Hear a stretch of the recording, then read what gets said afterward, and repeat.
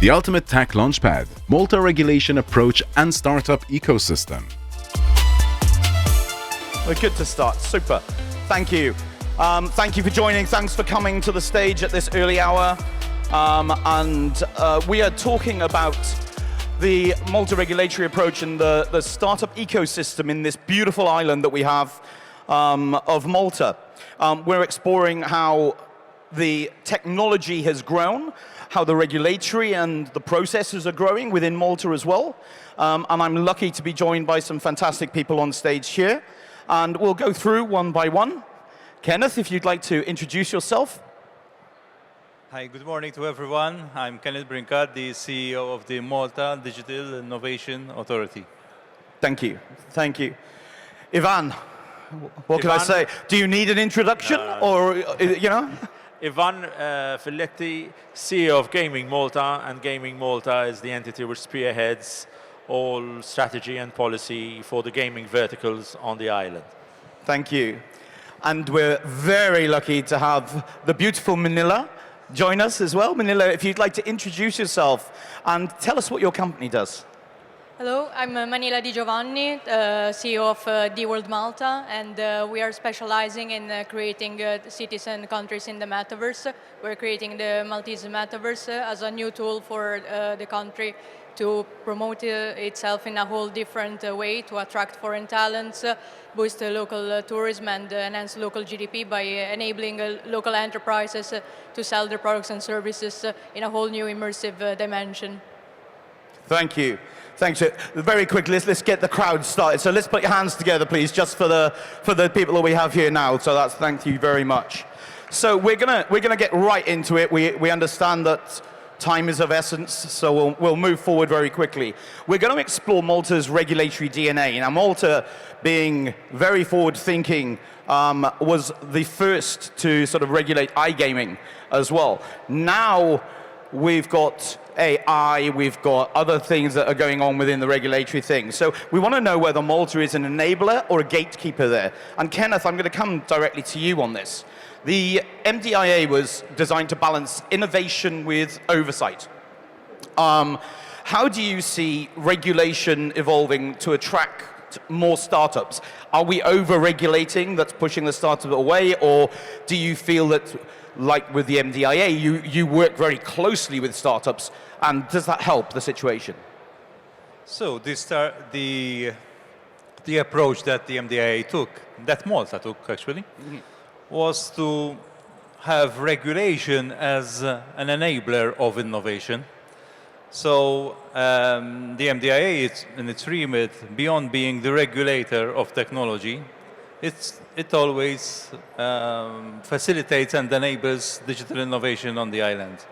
And we do that we have a European Digital Innovation Hub within our remit. We also assist the startups in their digital transformation journeys. But on the other hand, we also regulate. So this kind of approach of regulating, but within the same authority, we enable and we facilitate the digital innovation and help the ecosystem of digital innovation on the island. It's, in my opinion, it's a very modern approach when it comes to regulation. Yeah, it seems to be that again, it's more of, as we were saying, it's more of enabling the startups to innovate with the tools of the digital, especially now with the AI regulations that come in as well. And I believe that the MDIA is also running around the sort of the ethics side of it when it comes to the AI as well. Because I think that's quite a large portion that needs to be looked at as well. Yeah, the governance part and the ethics part is an integral part of our remit. In 2019, Malta was one of the first countries to launch the national AI strategy. But together with the national AI strategy, we launched also an AI ethical framework, which has guiding principles about the human-centric point of view of AI. Yep. So when you look at that, Malta was very at the forefront way back in 2019 to have an ethical framework. The European Commission is thinking about of ethical framework just in these recent months. So I would say that Malta has been at the forefront, will continue to strengthening its position when it comes to ethics and when it comes to regulation. Super, thank you. Ivan, the gaming sector was often cited as a case study for this, of how smart regulation can actually build a global industry, because realistically, the European iGaming market started within Malta. What lessons do you believe from the gaming regulation can Malta apply to other tech verticals, like we were saying about the AI and the blockchain side of it? Because Malta's becoming larger and larger and larger. Now we have Gemini that's come to, we've got, with Bitpanda there and things like this. It's becoming quite a place to be, I think, now. So I think first it's good to clarify and to make a distinction between the different gaming verticals, right? Yes, of course. So there are the gambling sector, and today we're also looking into video game development, esports, and immersive tech, which logically under all that, it's this convergence of technology, Julian, which is coming across, and all underpinned by obviously today AI also, and that's why we work extremely closely with the MDIA also. So when Malta joined the EU back in 2004, we're the first European jurisdiction essentially to regulate the gambling industry. And that gave us a first mover advantage, and today the MGA license is a quality benchmark. And but more importantly is that with the regulation, you still need to build an ecosystem. And you need to be a solid and robust ecosystem. And what Malta has done over the years is actually doing that. Anybody who's who in the iGaming industry is based in Malta, right? So we like to say we're the Silicon Valley for iGaming, because it happens there. The investors are there, the consultants are there, the legal professionals are there, the whole work. So it's a sum of all the parts, and there isn't... Brings the whole ancillary services there as well, There isn't a silver bullet. Obviously, then regulation is the motor, which ensures that keeps running also very well.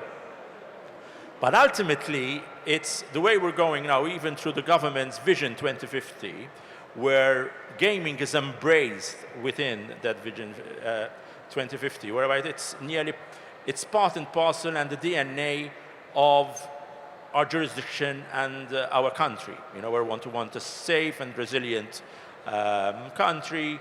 We're looking at quality over quantity, which brings me then to talent.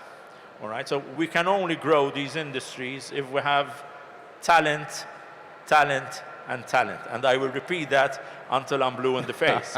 So what we're doing is we are a Unity Center of Excellence, for example. So we're training 400 students. We've trained 400 students to be qualified and certified by Unity. We've launched the Unreal Engine educational pathways around that. And why do we talk about this in a gambling expo? Because this industry is a tech-driven industry.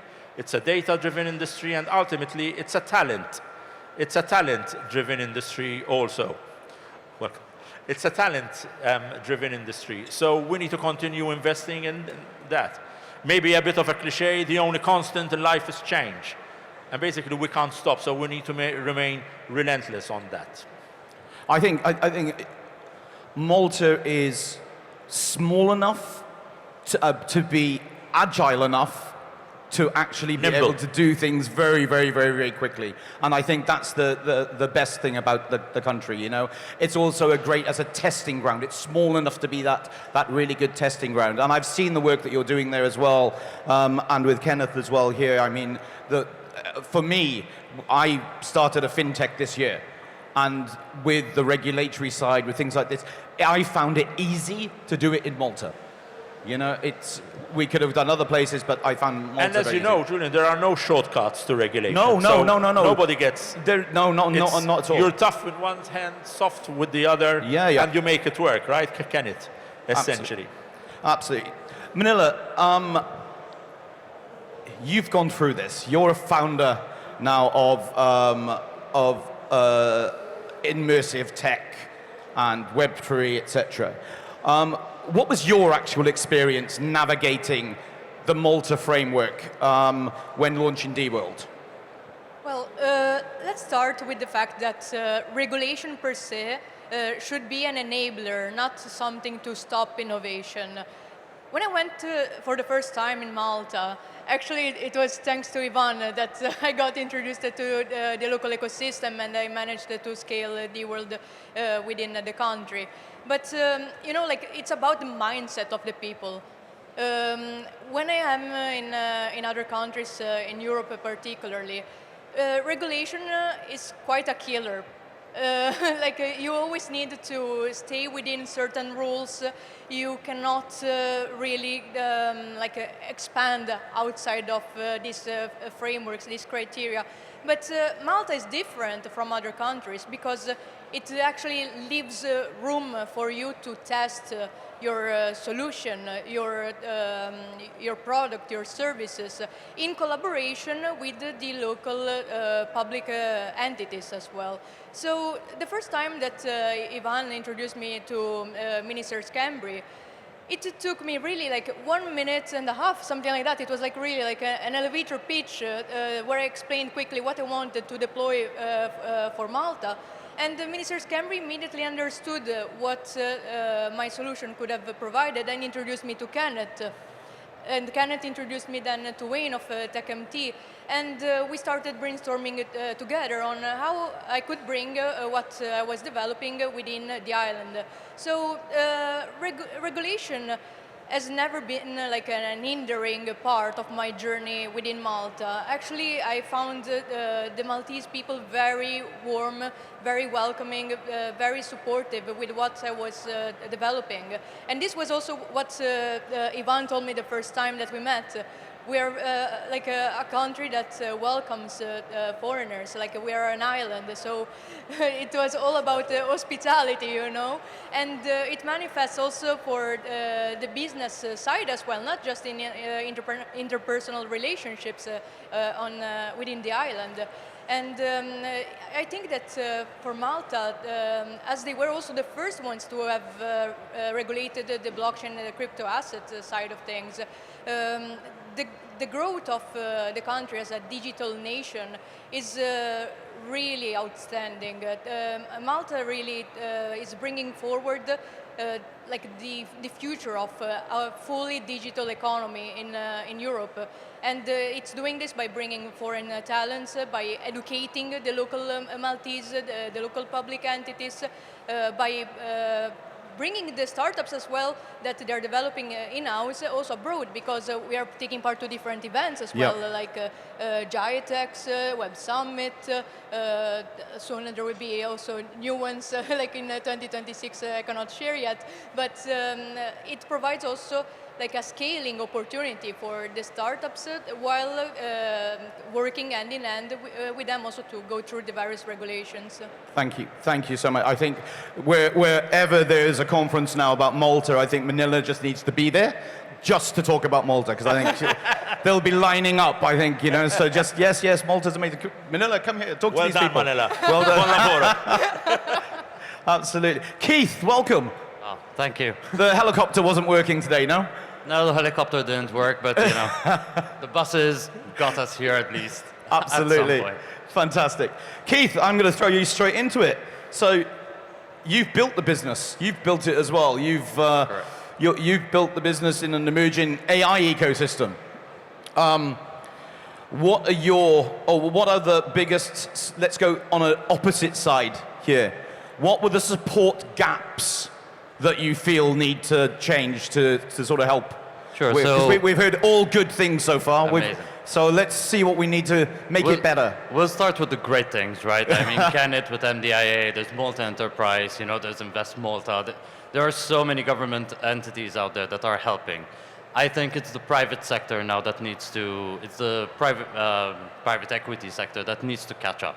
It's funding, which is Malta's, I think, biggest issue. Most startups are suffering because they build their businesses to scale around government funding, right? So when it comes to private equity, this is where companies like mine, Elevate AI, we're trying to push for more private equity to come into the market. We want more VCs to come to the market. We're doing this through a startup ecosystem in collaboration with the government entities, but more so trying to represent Malta in smaller conferences where possibly, you know, Gaming Malta won't attend, or MDIA, Tech.mt don't attend. And yeah, we're pushing basically to try and get that momentum moving for people to see, for investors to see Malta as an adequate place where they can find enough deal flow from startups and enough emerging technology, which I think we are doing really well in Malta currently. Thank you. Thank you very much. I find it very strange you saying that, because I'm seeing Malta as actually very much a VC hub. There's a lot there. There's a lot going on. Maybe me and you need to have a discussion, and I'll introduce you to the right VCs. No, for sure, for sure. This is why we do these things, right? Absolutely, absolutely. We definitely want more VCs to come. We want more varied VCs, right? And we want to break that stigma that the EU is not a place that has liquidity, right? Because as you've seen, as I've seen also, we've done, I believe, 5 events this year, right? And the amount of investors that are turning up for these events from all over the world is increasing every time, right? Absolutely. And we're seeing more and more, I think, people investing into the technology side of it now as well. And as I've mentioned, investing into Malta. You know, when you look at some of the ones that have grown from Malta, like Weaver and things like this, you know, I mean, they've skyrocketed on what they've done. So I think, as we've said just now, Malta is one of those perfect places to actually innovate, to apply your concept. And I think one of the biggest problems, and I think Ivan brought it up there, is talent. And how do we bring that talent to Malta? It's not one of my questions, but I think it's going to be, how do we bring that talent to Malta? Kenneth? Rather than thinking about getting the talent in Malta. Well, how do we build the talent in Malta then? It's more important to build the talent in Malta. But both of them are important and are required in our ecosystem.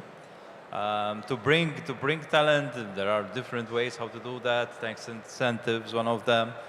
To create the proper place and to advertise Malta as the digital leader is another important factor why talent comes to Malta.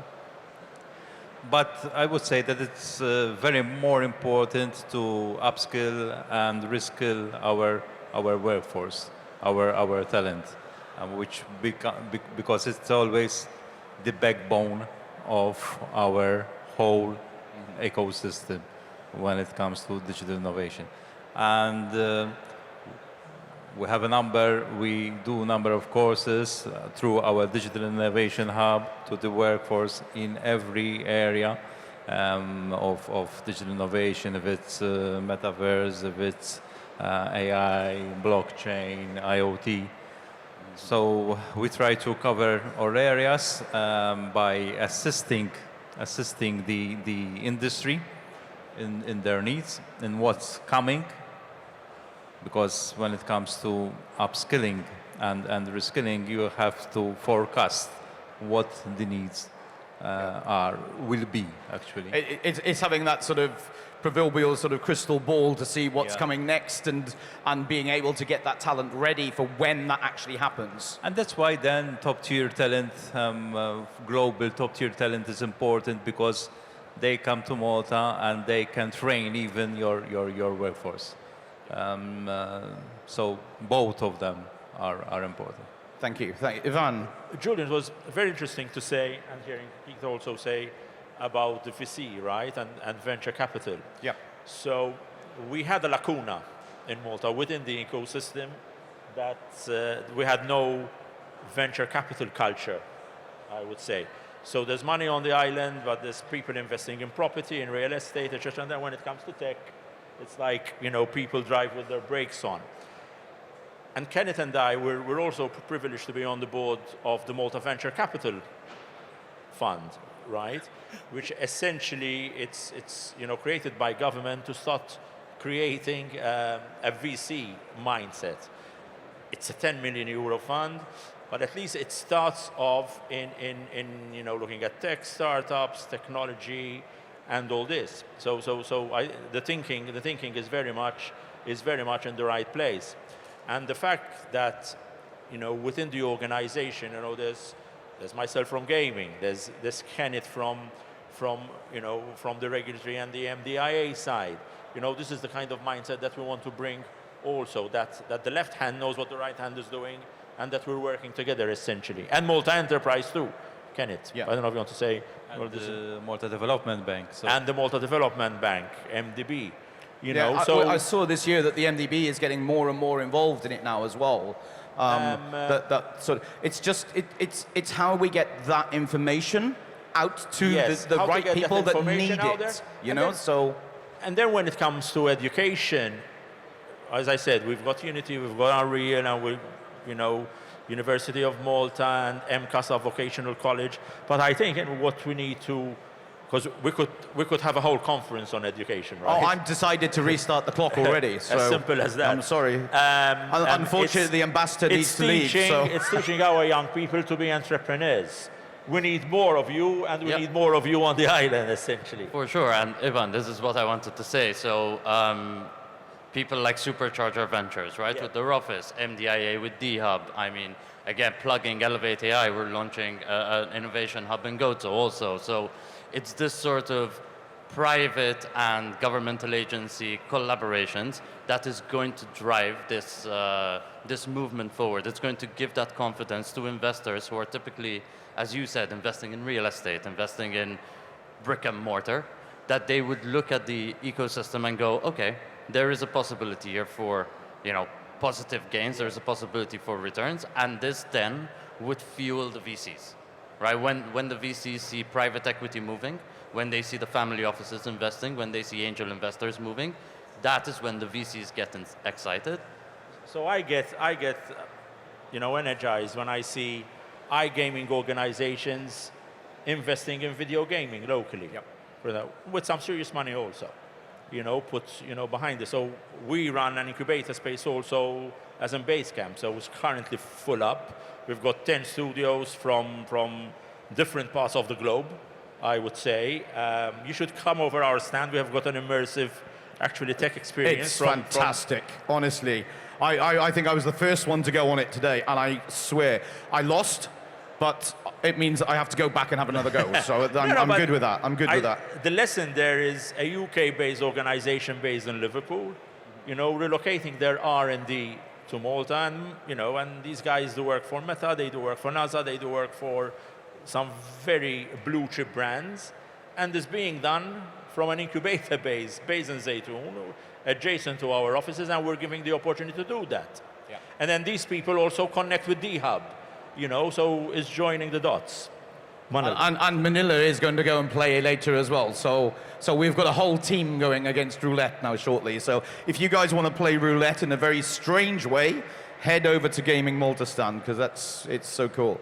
Thanks, thank you guys. And yeah, as I said, I'm going completely off here, so I know the time is short. So we'll. What's the one thing at this very moment in time that you feel that Malta is pushing ahead? It's pushing ahead with regulatory side and help and things like that. Malta Enterprise has always been a very good tool there. Now we've got, as you said, the development bank there. We've got the Gaming Malta as well going out, bringing more business in like this as well. We've got the tech startups coming. What's missing? What do we need? What extra is there? We won't mention traffic, so we'll leave that aside. But what is there that's needed still, do you feel, that's going to make Malta that next Singapore, Dubai, whatever, that are going to bring people there? And Manila. As Ivan also mentioned, I would really say capital movement, because when a startup relocates in Malta or wants even to start from scratch in Malta, of course there's also a need for funds that are accessible as well, because there are the schemes, but the accessibility is still a problem. Having the knowledge to know which schemes to go for and which ones will help. Knowledge for the schemes, people also within the public entities that know the specific schemes, that don't mismatch, the schemes, and that also know how to categorize your startup appropriately in order to evaluate it in the best way possible. Because of course a startup is applying for a certain grant, loan, or whatever it is. But the criteria are there, and when there's the evaluation process, the startup, although it might have a huge potential, could actually lose the chance as well to get that specific scheme. The potential, it depends on the money that's available at the very beginning.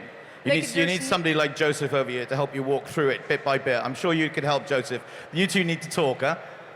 There's a need of cross-collaboration of different public entities that join the board of the entities that provide the capital to the startups.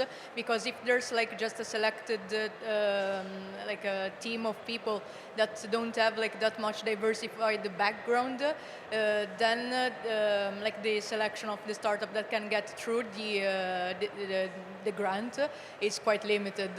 That's the only part that I would say needs to be improved. The rest is fine. The rest again, bring it to everyone, bring it to everyone. I think, Julian, the whole essence is that we are in the perfect jurisdiction, right? So we continue learning. Even Kenneth and I, we meet so many people and so many new startups. Sometimes we need to stop and we're all at the age that we still like to learn. We need to stop and understand where we're going, ultimately. But also, I think more important, and this is Kenneth and I, we speak about this quite a bit. We need to learn how to fail also, because it's not in our mindset. But when you're investing, especially in startups, some of them are going to fail. And we need to say, look, we've tried this, and we need to move on. But some of the best have failed first. Yes. So a failure is just the journey to winning. I know, trust me, I know. It's been there. Maybe it's not in the European culture also. Yeah. I mean, you are a bona fide entrepreneur. I mean, I've seen your career, since you were in Malta, and going from one tech sector and banking and all that. And I understand and I empathize with you, But this is it. Ken, sorry. No, to go back to your question, I think that as a country we did a lot Kenneth, I love the way that you go straight directly to the question. Thank you. I did a lot of work as regard to the startups and to assist them, but maybe when it comes to scale-ups, to have success stories at a global level.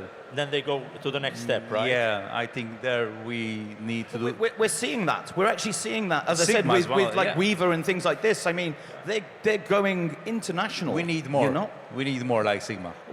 I think we need as Malta to celebrate it more. So get it into the people's eyes, But make something big about it. Exactly. Because only certain people know about it, but we need that to be big. That's it. And show it. And Julian, you're mentioning Weaver, right? So Weaver is, for anyone who doesn't know about them, they're Los Angeles-based, started off by a Maltese, a guy called Neville Spiteri.